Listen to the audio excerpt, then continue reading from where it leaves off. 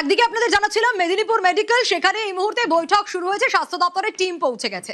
আর আজ বারাসত মেডিকেলে স্বাস্থ্যমন্ত্রী শারদ মুখোপাধ্যায় তিনি পৌঁছে গিয়েছিলেন। হ্যাঁ, শারদ মুখোপাধ্যায় তিনি পৌঁছে গিয়েছিলেন বারাসত মেডিকেলে। সে ছবি আগে দেখাই আপনাদের।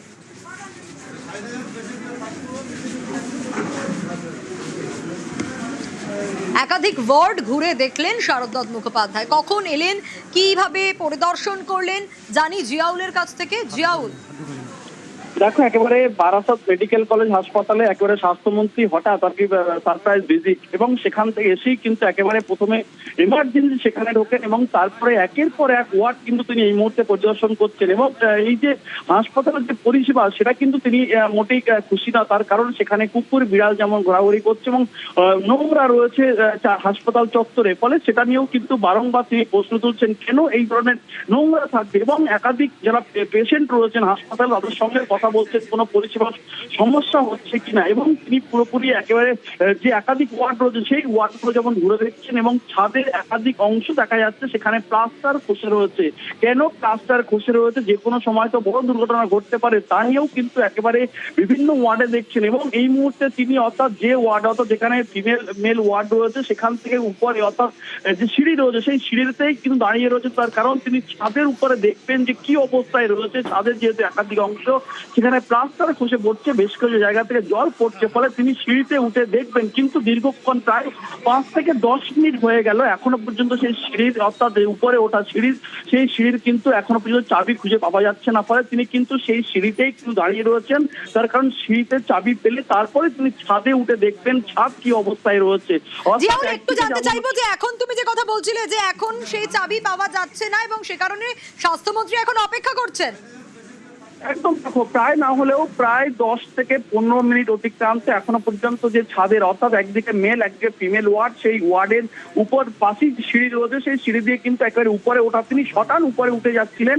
এবং সেখানে যখন উঠছিলেন সেই সময় দেখা যায় যে উপরে চাবি নেই, অর্থাৎ তালা দেওয়া রয়েছে সিঁড়িতে, ফলে সেই সিঁড়ি উপরে ওঠার সিঁড়িতে, ফলে তিনি কিন্তু সেখানেই দাঁড়িয়ে রয়েছেন। ফলে বারংবার বলছেন কেন সিঁড়ির তালা খোলা, এই তালা দেওয়া রয়েছে, ফলে সেই চাবি আনতে তিনি বলছেন এবং তিনি উপরে উঠবেন। তার কারণ একাধিক ওয়ার্ডে দেখা যাচ্ছে হাসপাতালে একাধিক ওয়ার্ডে সেখানে কিন্তু জল পড়ছে এবং একাধিক জায়গায় প্লাস্টার খসে পড়ছে, ফলে যে কোনো সময় বড় দুর্ঘটনা ঘটতে পারে এমনটাও তিনি জানাচ্ছেন। এবং জিয়াউল, আরো একবার একটু ক্লিয়ারলি জানতে চাইবো, তুমি যেমনটা শুরুতে বলছিলে এই সারপ্রাইজ ভিজিট স্বাস্থ্যমন্ত্রীর এবং হাসপাতালের যে অবস্থা তাতে একেবারেই খুশি নন তিনি।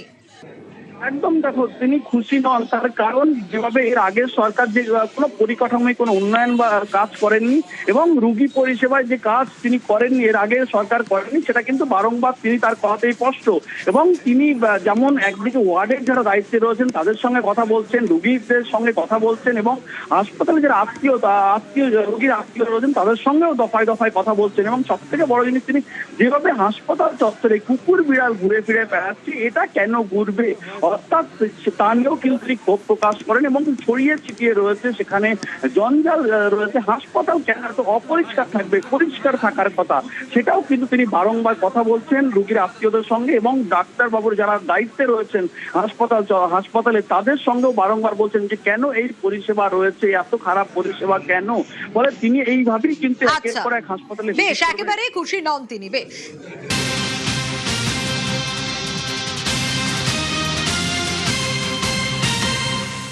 আর এবার স্বাস্থ্য ভবনের ছবি দেখাবো। কেন দেখাবো? কারণ সেই স্বাস্থ্য ভবনে নজরদারি চলবে কন্ট্রোল রুম থেকে। এই দেখুন, এই যে কন্ট্রোল রুম থেকে নজরদারি চলছে, জেলা শহর মিলিয়ে সব যে সরকারি হাসপাতাল রয়েছে সেখানে নজরদারি চলবে।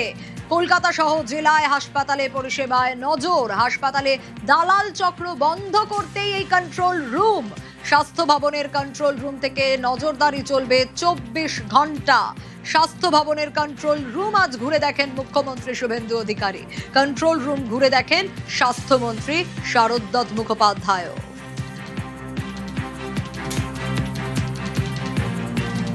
ঠিক যেমনটা বলছিলাম আপনাদের, দালাল চক্র রুখতেই কন্ট্রোল রুম, মন্তব্য করেছেন মুখ্যমন্ত্রী।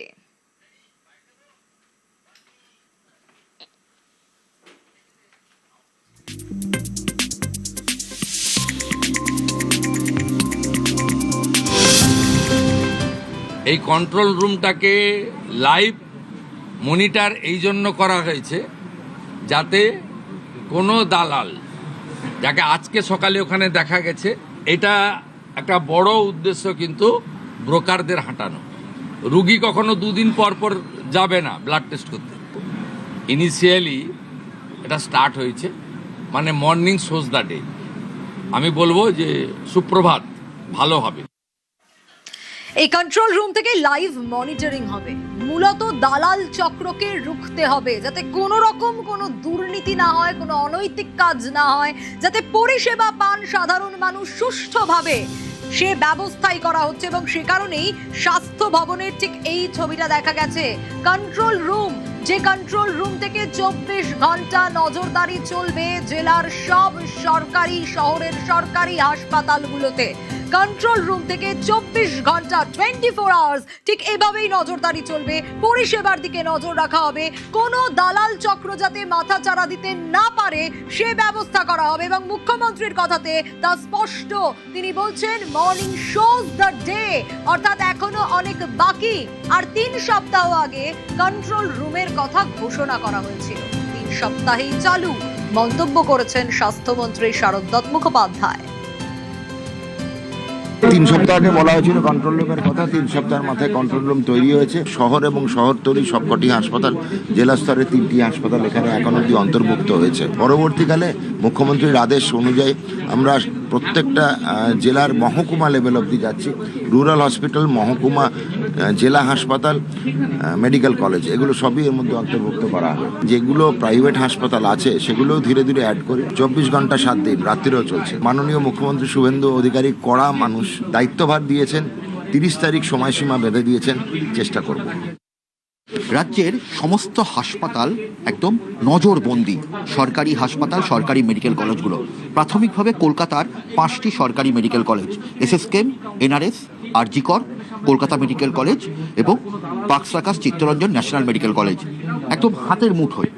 সল্টলেক স্বাস্থ্য ভবনে সেখানে যেমন এসএসকেএমের আউটডোরের বাইরে কোনো রকম সমস্যা হচ্ছে কিনা, এবং এসএসকেএমের গাইনি এমার্জেন্সি, এই যে এসএসকেএম হাসপাতালের গাইনি এমার্জেন্সি, সেখানে কোনো রোগী বাইরে পড়ে আছে কিনা, একদম সব কটা নজরবন্দি। কোথাও কোনো রকম সমস্যা দেখলে দ্রুত ব্যবস্থা গ্রহণ, এটাই স্বাস্থ্য দপ্তরের বলা যেতে পারে ইউএসপি। মুখ্যমন্ত্রী শুভেন্দু অধিকারী যেমন বলেছেন তেমনভাবেই গোটা স্বাস্থ্য ভবন এই কন্ট্রোল রুম থেকে, সেখান থেকে নজর রাখা হচ্ছে এবং সেখানকার আধিকারিকরা প্রত্যেক মুহূর্তে স্ক্রিনের দিকে তাকিয়ে আছেন। কোথাও কোনো সমস্যা নজরে আসলে বা কোথাও কোনো রোগীকে যদি রাস্তায় দেখা যায় বা হাসপাতালের ভেতরে পড়ে থাকতে দেখা যায়, সঙ্গে সঙ্গে সেই হাসপাতালকে ফোন করা হচ্ছে যে বেড খালি আছে কিনা, এবং বেড খালি থাকলে সেখানে যদি বেড খালি না থাকে, যদি এসএসকেএমে বেড খালি না থাকে, সঙ্গে সঙ্গে দেখা হচ্ছে যে এনআরএসে বেড খালি আছে কিনা। কারণ কোনো রোগীকে ফেরত পাঠানো হবে না, সমস্ত রোগীকে ভর্তি করতে হবে। এবং একই সঙ্গে কোনো ব্যক্তিকে যদি বারবার করে কোনো একটা ডিপার্টমেন্টের, যেমন ইউএসজি বা সিটি স্ক্যানের সামনে ঘোরাঘুরি করতে দেখা যায়, তখন মনে করা হতে পারে তাকে সন্দেহ করা হবে এবং সঙ্গে সঙ্গে সেই হাসপাতালের কর্তৃপক্ষকে জানানো হবে যে এই ব্যক্তিকে নজরদারি করুন, এবং যাতে দালাল রাজ রুখতে হবে, একদম কড়া নজর। এবং এইভাবেই গোটা স্বাস্থ্য ভবন তারা নজরবন্দি করেছেন।